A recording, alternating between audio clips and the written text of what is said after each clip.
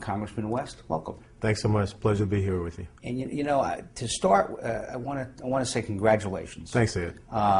So how has it been? Well, it's been very enlightening. I tell you, when you go up there and you serve 22 years in the military and you've gone all over the world to protect the institutions that make this republic great, and now you get the opportunity to serve in one of those institutions, and when you wake up every day and your office is in the Longworth building, you go over to the Capitol and you place your voting card in there, that's something special. And you're now joining majority Republican House. Absolutely. 87 new freshmen, and we have 242 members on the Republican side. And no more challenging time than today. Absolutely. Florida is with unemployment in Florida about 12%. Yes. How do we fix the economy? Well, the most important thing is, last week when I was sitting there listening to the State of the Union address, and you hear the president talk about investment and innovation, that's just a new connotative meaning for government spending.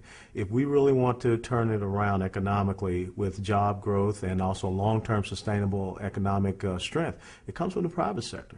It comes from reducing the taxation burdens and the regulatory burdens we put on them. You look at something such as the corporate business tax rate, which will soon be the highest in the world at 35%. You got to cut it in half. You got to look at simplifying the individual tax code. You got to give people some certainty and predictability so that, it's not this election cycle soundbite mentality that's going to get us to where we need to be in this country. We've got to have long-term visionary leadership that looks in the 20 to 30 year realm, and I think that's what we're going to do. How do we get private business to feel confident enough to hire? I think they have to see us in Washington, D.C. take care of business up there. I mean, you and I had a great discussion before we came here about how you imparted some austerity measures. Well, we got to do the same thing up in Washington, D.C. because it's not a revenue problem here in the United States of America, it's a spending problem. Fiscal year 2010, $3.3 trillion of government spending, and we only brought in about $2.2 trillion of revenues. So if we continue down this path of $1.42 trillion, $1.29 trillion, CBO just last week said $1.48 trillion in deficits, the private sector is not going to have any confidence in us doing the right thing. So that's where we have to make that change. And what can this Congress do to encourage both small and larger business to hire and to research and put more money into research and development for innovation? What can they do? Well, I think that you're starting to see that already, us looking how we can cut in Washington, D.C., but trying to give some predictability, trying to say we're going to bring down those tax rates, trying to say we're going to reduce that regulatory burden. I'm sitting on the Small Business Committee, and my subcommittee, one of them is Investigations, Oversight, and Regulation. So it's so important that I start listening to the small business owners down here, and people like Mike Jackson, people like yourself, people like Wayne Huizenga, that say, this is what we need you to do for us up there so that we can do the things to grow. Just had a great opportunity sitting over and talking to the Fort Lauderdale Airport director. They're going to bring in that new southern runway. Right. And you think about the jobs that will create. You think about the increased revenues. I mean, $2.7 billion a year, that's what that airport brings in. Right. And when you bring it in together with the world's largest cruise port, now we're talking about how we turn around down here in South Florida. What specifically can Congress do? And what specifically, Congressman West, can you do to breed confidence in the small business owner to hire the extra account, or to hire the extra clerk, or to invest in new technologies? I give you a great example. One of the reasons why we had to extend the Bush-era tax cuts, because small businesses operate at the S-Corp, the personal income tax rate. So if we all of a sudden let that personal income tax rate go for those two top brackets up 5 to 6%, that's not giving them the incentive to hire people. So at least we kept them stable. But for 2 years, that really is not very beneficial as far as the business cycle. So we've got to get people to understand, let's make things like that permanent. Then you look at this health care law that we just voted to repeal. The good thing is that even the president admitted, this 1099 regulation, you got to get rid of it. But when you dig through that health care law, where it tells small businesses you must stay under 50 employees, because if you go above 50 employees, now all of a sudden we're going to fine you even more so. How is that providing an incentive for our small businesses to grow? Right. This week, a Florida judge set aside the Obama health care plan. Yes. As unconstitutional. Yes. Your thoughts on it? He was spot on, because when you read the Constitution, you understand the interpretation of the Commerce Clause. The federal government is responsible for commerce between states, between foreign nations, and also the Indian tribes. It is laid out very plainly. Right. So when the federal government starts to get in the business of telling an individual citizen that they must enter into a private contractual agreement for a certain commodity, that's outside their boundaries and their mandates. And so Vincent was right on. Let me switch gears. You mentioned that we don't really have a revenue problem. We have more of a spending problem. Yes. How do we reduce spending without impacting our military? Yeah. And do we address the entitlement programs? We have to. As a matter of fact, one of the things I've been telling folks, we got this debt ceiling coming up.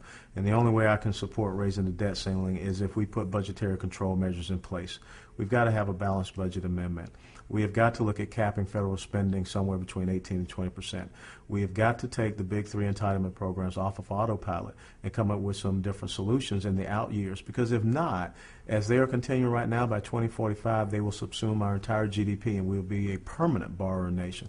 And then the last thing, the most important we talked about, is cutting the corporate business tax rate. But when you look at our overall spending, defense budget is about 20%.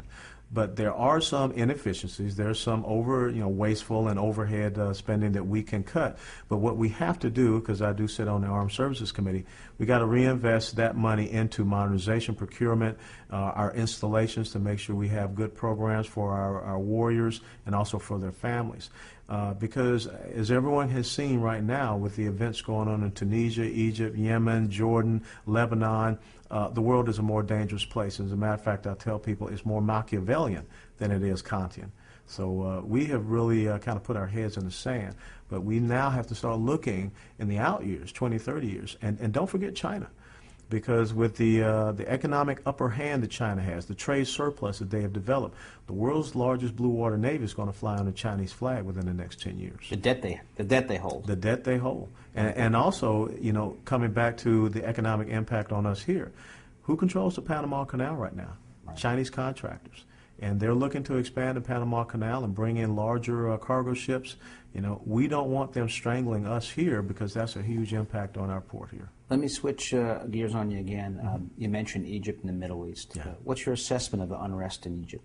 Well, the thing is, I believe what started out as a true demonstration about bringing democratic principles and values into the Middle East is now being co-opted. The Muslim Brotherhood is a very serious organization. It's a political organization. It's a radical Islamic organization. They have tentacles here in the United States of America, and they have front groups that are putting forth their ideals, which are the antithesis of our constitutional republic. The thing is, there is no Washington, Jefferson, Lincoln, or Reagan in Egypt or any of these other countries. So as we're trying to promote them to have this change or transition in the immediate, then who is going to be the one that fills that void? If the Muslim Brotherhood ends up being the one, because they are the largest and strongest opposition there in Egypt, then the concerns for Israel, our most staunch ally in the Middle East, and of course many, you have one of the largest Jewish communities here in South Florida. What happens there? Because the connection with Hamas, the connection with Hezbollah, Iran, fomenting that as well. And economically, once again, we talked about the Panama Canal. Now think about what happens with the Suez Canal. Right. Talk a little bit more about the potential impact of the instability in the Middle East today on our closest friend there, Israel. Well, when you look at Israel at this current time, there's a very tenuous peace agreement between Egypt and Israel. And a lot of people have to remember it was the Muslim Brotherhood that assassinated Anwar Sadat. Right. And then Mubarak came in. And so he has had to be very tough on that organization. But if all of a sudden the Muslim Brotherhood takes over and they have a very stated intent and purpose, not just for Israel but also for us, then you see a collusion between the Muslim Brotherhood and Hamas. Then you see a collusion between the Muslim Brotherhood, Hamas, and Hezbollah. You see a collusion then with Islamic Jihad. And all of a sudden Israel is really fighting a three-front war, right, especially something that goes south even more so in Jordan. We've got to stand with Israel. That's an economic partner. The inextricable tie that we have with the modern state of Israel cannot be broken. And what can the White House do now? The most important thing we have to understand, and this is where you have to be a student of history, because you go back 32 years ago, Carter, Iran, Shah, Ayatollah. You fast forward to now, Obama, Egypt, Mubarak, Muslim Brotherhood. If we continue to show weak leadership in that part of the world, they're going to take advantage of that. And never forget that it was after the civil wars in Afghanistan, there was a certain group that said they would come in and try to bring peace, stability, and civil society. The Clinton administration recognized them, and that group was called the Taliban. And this kind of dovetails into your policy of strength, peace through strength. That was Reagan's policy. That was what enabled us to bring the Soviet Union down. And as he said, standing there, Mr. Gorbachev, tear down this wall. And those simple words resonated all across Eastern Europe. And you saw the movement in Poland and Hungary and Romania, because the human spirit wants liberty. It wants freedom. But it also needs principled and very resolute leadership to follow. Well, it should be interesting times. We're thankful for your past and your current service to our country. Absolutely. Congressman West, thank you very much. Thanks for having me. Appreciate it.